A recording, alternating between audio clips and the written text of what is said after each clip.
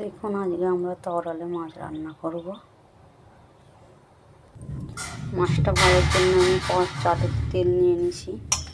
আমি কড়াই ভাজি না মাছ, চাটুতে মাছটা আমাকে সুবিধে হয় তুলতে। একটা একটা করে এবার আমি মাছগুলো দিয়ে দেবো। দেখুন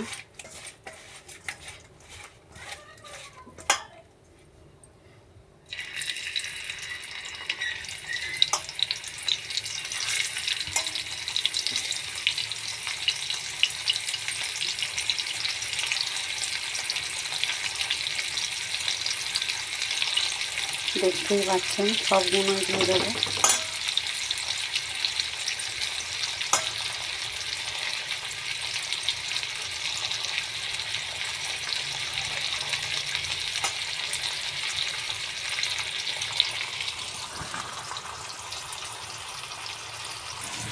মাছটা আমি পুরোটা সবই দিয়ে দিয়েছি, এই কারণেই আমি চাটুতে এটা ভাজি। কড়াই হলে এতগুলো মাছ হতো না। আসলে মাছটা আমি ফ্রাই করে রান্না করব, ওই জন্য কড়াতে তেল আর পেঁয়াজ নিয়ে নিয়েছি।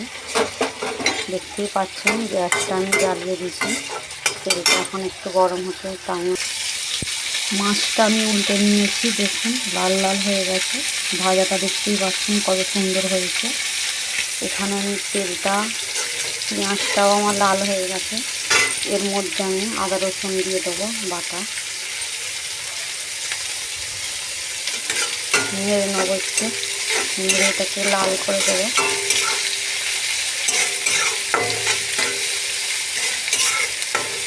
দেখুন একদিকে আমার মাছটা ভাজা হচ্ছে বন্ধুরা, দেখতেই পাচ্ছেন কত সুন্দর কালার হয়েছে।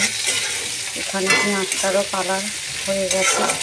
আদা রসুনের একটু গন্ধটা যেটা ছাড়ে ওটা আমি একটু ভেজে লাল লাল করে নেবো, ওটা চলে যাবে। দেখুন এর মধ্যে আমি সব কিছু মশলা নিয়ে নিয়েছি। নুন আছে, ধনের গুঁড়ো, জিরা গুঁড়ো, হলুদ গুঁড়ো, লঙ্কা গুঁড়ো। পেঁয়াজটাও আমার লাল হয়ে গেছে। এখানে আমি আলু কেটে রেখেছি দুটো বড় বড়। আমি একটু ওগুলোকে নেড়ে নিয়েছি। নেড়ে নেওয়ার পরে আমি আলুটা দিয়ে দিচ্ছি এর মধ্যে। এটা আমি বানাবো আলু দিয়ে তরলে মাছের কাজ। কাদা কাদা করে একটু মাখো মাখো হবে, যখন হয়ে যাবে আপনারা দেখতেই পাবেন। দেখুন এটা মাখো মাখো হয়ে গেছে। আমি এটাকে এবার ঢেকে রাখবো। এদিকে মাছটাও ভাজা হয়ে গেছে, দেখতেই পাচ্ছেন। এদিকে আমি এটা ঢেকে দেবো 10 মিনিটের জন্য। এখন এটা আমি খুলবো, এটাকে এটা অনেকটা মাখো মাখো হয়ে গেছে, তলায় ধরে যাচ্ছে। সেই কারণে আমি একটু এটা আমি 1 বাটি পানি দিয়ে দেবো, যাতে এটা মাখো মাখো হয়ে যায়। নাড়াচাড়া করে নেবো একটু, যাতে না তলায় এটা ধরে যায়।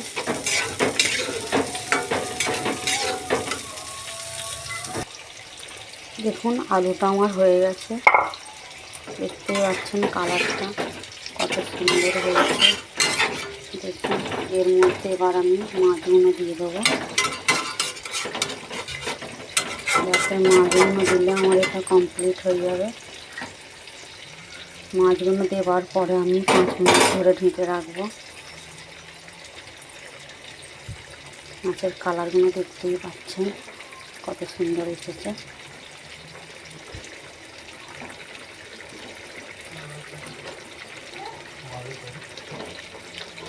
আপনারা যদি এরকম রেসিপি করে বানাতে পারেন, ঘরে করতে পারেন।